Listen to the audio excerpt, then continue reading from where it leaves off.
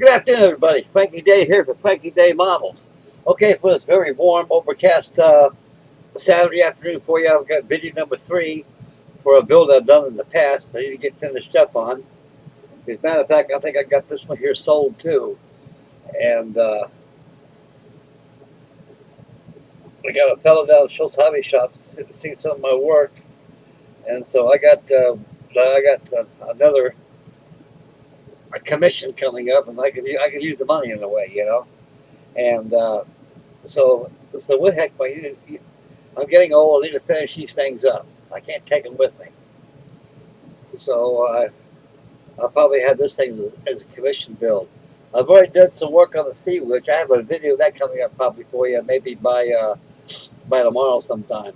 I've already started on the forestays and the backstays on the mainmast, on the foremast, and I got the main and the mizzen to complete before I add the shrouds, and we'll go from there. Okay, it's video number 3 for the build of the past that I started. Actually, I started saying many years ago, way before I got on YouTube. This is the clipper ship Thermopylae by Aberdeen, like I said, out of Scotland.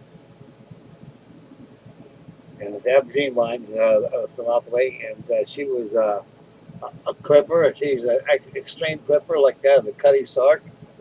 And there was controversy over the race between the Great Cutty Sark and also the Thermopylae.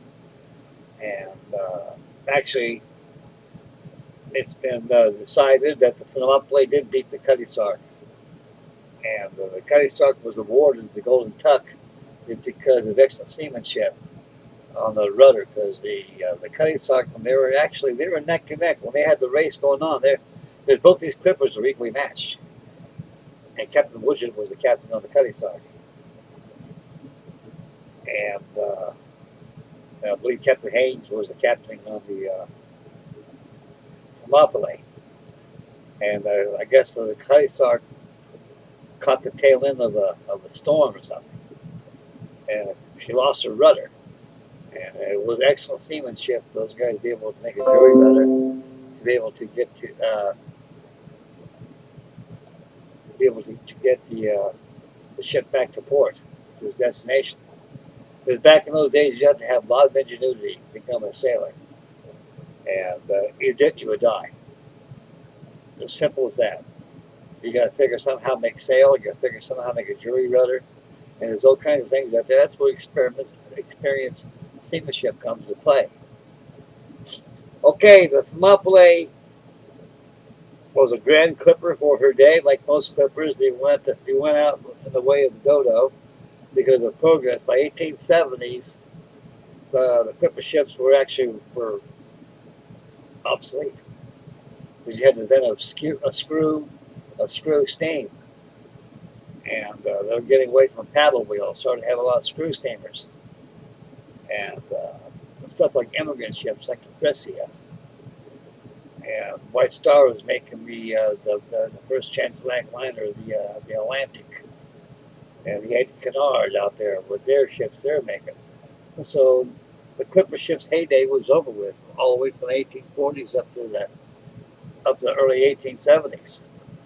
So, like I said, they went out like the way of the dodo. The Thermopylae was sold by a private owner as a hulk ship. Matter of fact, before she was sold as a hulk ship, she was given to the Portuguese Navy as a training ship, and it was called the Pedro Nunes. And she was all white.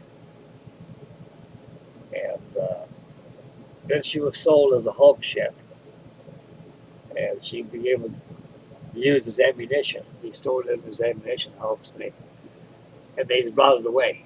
The ships did. I think the Thermopylae, she ran aground on the rocks and or the breakers. That she was. I think they were towing her. All her masts were disassembled. All she was nothing but the hull. And that ended the Glamour career of this most matches. That's the clipper there is. Okay, this clipper ship, I think I bought this back in 1995. Yeah, 1995. I bought it at Hobbytown, USA. I'm not too keen on scientific wooden kits. Uh, this was the first one I've ever bought by the company by Scientific. And I don't have the box with the box fits over here. That's I got a bunch of stuff in there like that. It's too much digging around.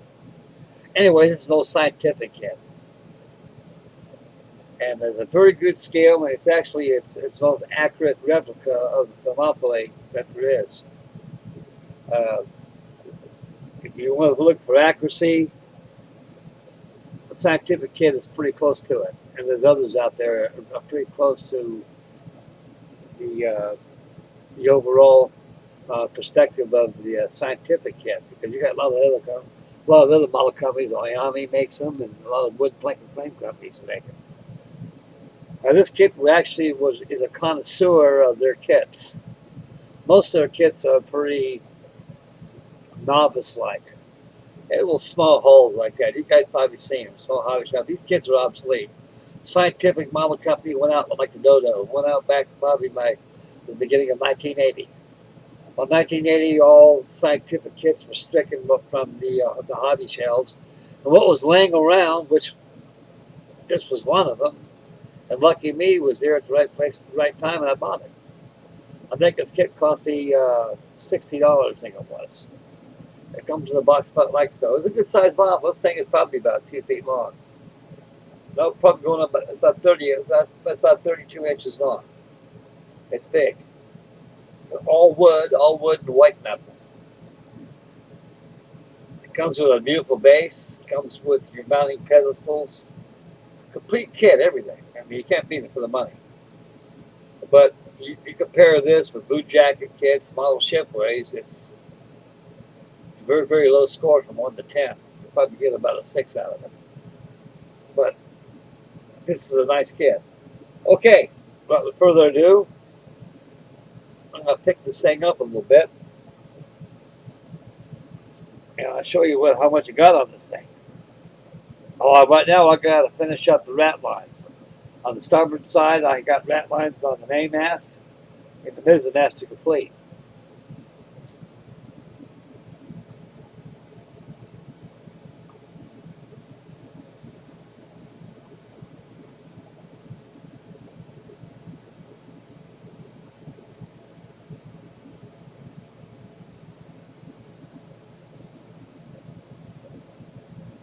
See, all the shrouds on the port side are all done.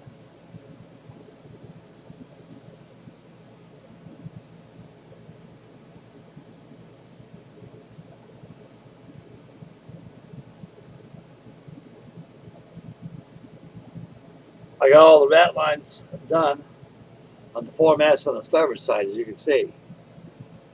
And I got to trim those things off. So I got a lot of trimming that's got to be done. You can see them sticking out where I tied them off at. And I got the mainmast, the mizzen mast. The next, once that's all done, I'm going to go back and use some Tamiya Gloss F1 model paint. I'm going to go back and, matter of fact, I'm not going to use that. I'm going to use oils. I've got some oils over here, and I got some turpentine over here that I can thin down the paint with. It's actually a drying agent too, the oils. And I'm going to go over the shrouds. I've already used oils on most of the backstays and forestays. Give them that tar effect because they were tarred in real life. So for an old kit, it goes together very, very well.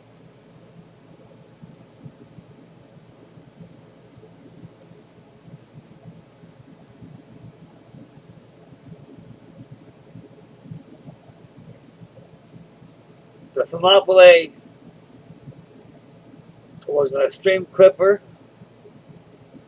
and she rivaled Cutty Sark probably about a week. She was already in port, and the Cutty Sark finally linked in because of the joy rudder that they had.